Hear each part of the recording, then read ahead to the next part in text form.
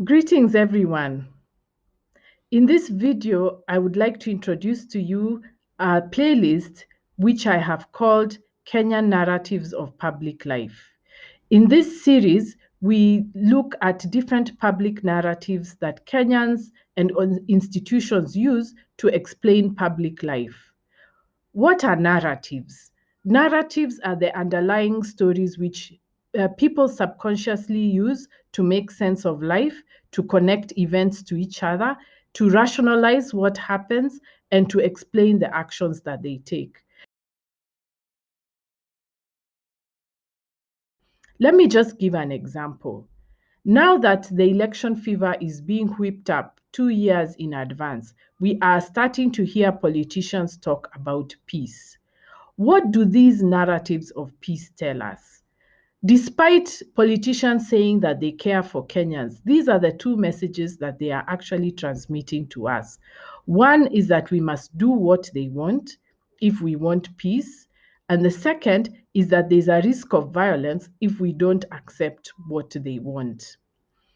In other words, it is us, the public, who are responsible for violence, but the only action we can take to not get into violence is to do what the politicians want. Is this the only option available to us? How did we arrive at thinking that it is? It is because of certain stories that are told in the public and which we subconsciously absorb so that when we are told the next thing, the narratives in our mind already coincide with what we are being told to believe. So that's what this class is about. What are the underlying stories that are told to us that we absorb without question? And how do they influence the way we interpret information and action and other things?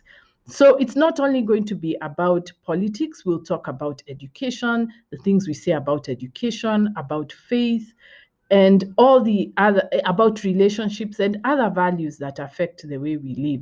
We are going to examine what narratives are underlying these things that we say or think, and how did they come about, how are they sustained, and how can we respond to them.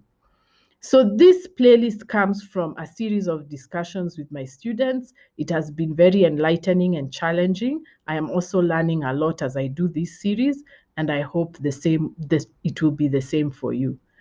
Karibuni sana.